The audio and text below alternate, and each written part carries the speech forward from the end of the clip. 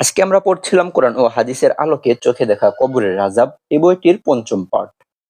খায়রুন নাসাজের ঘটনা। খায়রুন নাসাজের ঘটনা খুবই প্রসিদ্ধ। তিনি মৃত্যুর সময় বলেছিলেন, একটু অপেক্ষা করুন, আল্লাহ আপনাকে নিরাপদে রাখুন। আপনার ওপর যা হুকুম তার সময় তো শেষ হয়ে যাচ্ছে না, কিন্তু আমার উপর আল্লাহর হুকুম অর্থাৎ ইবাদত পালনের সময় তো এক্ষুনি শেষ হয়ে যাচ্ছে। অতঃপর তিনি পানি চাইলেন এবং অজু করে নামাজ আদায় করলেন। তারপর বললেন, আপনি এবার আপনার প্রভুর আদেশ পালন করুন। এ কথাই বলে তিনি অন্তিম শয্যা গ্রহণ করলেন। এবার পড়ছি ওমর ইবনে আব্দুল আজিজ রহমতুল্লাহি আলাইহির অন্তিম ঘটনা। কথিত আছে যে, যেদিন ওমর ইবনে আব্দুল আজিজ রহমতুল্লাহি আলাইহি ইন্তেকাল করেন সেদিন বললেন, আমাকে তুলে বসাও। পরিচর্যাকারীরা তাকে উঠে বসালেন। তখন তিনি কেঁদে কেঁদে বললেন, আমি তো সে ব্যক্তি যে আহকাম পালনের ক্ষেত্রে শৈথিল্য প্রদর্শন করেছি এবং গুনাহের ক্ষেত্রে অগ্রগামিতা দেখিয়েছি। এ কথা ৩ বার বলে কালিমা পাঠ করলেন এবং মাথা উঁচিয়ে কি যেন গভীরভাবে দেখতে লাগলেন। লোকেরা জিজ্ঞেস করল, হে আমিরুল মুমিনিন, আপনি এত মনোযোগ দিয়ে কি দেখছেন?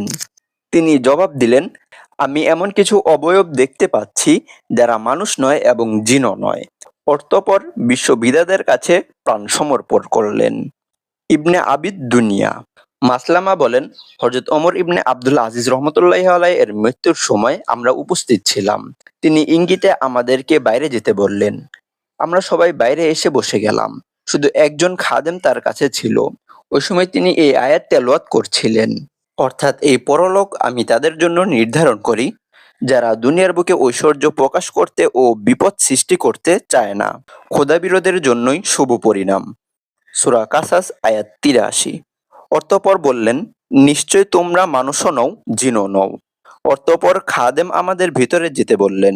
আমরা ভিতরে গিয়ে দেখি তিনি আর এ ধরায় নেই। মুহাম্মদ ইবনে ওয়াসেসের মৃত্যুর ঘটনা। ফাজালা ইবনে দিনার বর্ণনা করেন, আমরা মুহাম্মদ ইবনে ওয়াসের ইন্তেকালের সময় উপস্থিত ছিলাম। তিনি স্পষ্ট বলতে শুরু করলেন, হে আমার প্রভুর ফেরেশতারা, আসো, সকল প্রকার শক্তি এবং সামর্থ্য আল্লাহ তাআলার পক্ষ হতেই। তখন চারদিকে এমন সুবাস ছড়িয়ে পড়ল যা ইতিপূর্বে কখনো পাইনি। তারপর তিনি ইন্তেকাল করলেন। মোট কথা, এই বিষয়ে অনেক হাদিস এবং ঘটনা বর্ণিত রয়েছে, কিন্তু সবচেয়ে জোরালো ও মর্মস্পর্শী হলো আল্লাহ তাআলার এই আয়াত। অতঃপর যখন কারো প্রাণ কণ্ঠ পর্যন্ত এসে পৌঁছায় এবং তোমরা তাকিয়ে থাকো, তখন আমি তোমাদের অপেক্ষা তার অধিক নিকটে থাকি, কিন্তু তোমরা দেখো না।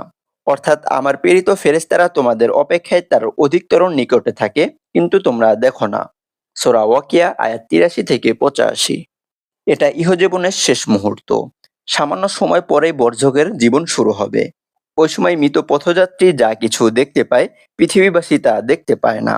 অতঃপর ফেরেশতারা হাত বাড়িয়ে রূহকে সম্বোধন করে এবং উহা কবজ করে নেয়। উপস্থিত ব্যক্তিবর্গ ফেরেশতাদেরও দেখে না এবং তাদের কথা শুনতেও পায় না। অতঃপর দেহ থেকে রূহ বেরিয়ে আসে। সূর্যের কিরণের ন্যায় নূরের কিরণ ও মৃগ নাভি থেকে উৎকৃষ্টতর সুবাস উহা থেকে বেরোতে থাকে। উপস্থিত ব্যক্তিবর্গ নূরের কিরণ দেখতে পায় না এবং সুবাসও অনুভব করতে পারে না। তারপর ফেরেশতাদের তত্ত্বাবধানে মহাসমারোহে রূহ ঊর্ধ্ব আকাশে গমন করে, কিন্তু কেউ ফেরেশতাদের দেখতে পারে না। অতঃপর রূহ ফিরে এসে তার গোসল, কাফন এবং কবরস্থানে নিয়ে যাওয়া অবস্থা প্রত্যক্ষ করে এবং তাড়াতাড়ি নিয়ে যেতে বলে, অথবা বলে, আমাকে কোথায় নিয়ে যাচ্ছ? কিন্তু তার আওয়াজ কেউ শুনতে পায় না।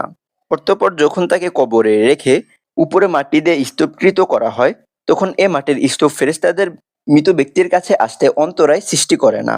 বরং যদি পাহাড় কেটে উহাতে লাশ রেখে উহাকে সীসা ঢালা প্রাচীর দ্বারা চতুর্দিক দিয়ে বেষ্টন করে সংরক্ষণ করা হয়, তবুও ফেরেশতাদের লাশ পর্যন্ত পৌঁছাতে কোনো বাধা হয় না। কেননা সূক্ষ্ম রূহ অতি সহজেই ঘনবস্তুর ভিতর দিয়ে চলাফেরা করতে পারে। ফেরেশতা তো বটেই, জিন জাতি উহা ভেদ করে নির্দ্বিধায় চলাচল করতে পারে। মোট কথা, পাখি যেমন অবাধে আকাশে বিচরণ করে, তেমনিভাবে ফেরেশতারাও পাথরে, মাটি ইত্যাদি ঘনবস্তু তথা বস্তু জগতের সকল বস্তুর ভিতর দিয়ে আসা যাওয়া করতে পারে। কবরের সংকীর্ণতা ও প্রশস্ততা। কবরের প্রশস্ততা রূহের জন্য সরাসরি হয় এবং শরীর রূহের মধ্যস্থতায় প্রশস্ততা অনুভব করে। আলামে বর্জকের বিষয়াবলী সরাসরি রূহের উপর আপতিত হয় এবং রূহের মধ্যস্থতায় শরীরের উপর আপতিত হয়।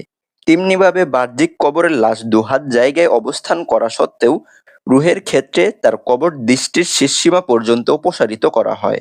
এক্ষেত্রে কবরের মাটি সরিয়ে কবরকে খুলে দেখা হলেও লাশ পূর্ব অবস্থায় দেখা যায়। তদ্রূপ কবর মৃত ব্যক্তিকে এমনভাবে চাপ দেয় যে একদিকের পাঁজরের হাড় অন্য দিকের পাঁজরের হাড়ে ঢুকে পড়ে।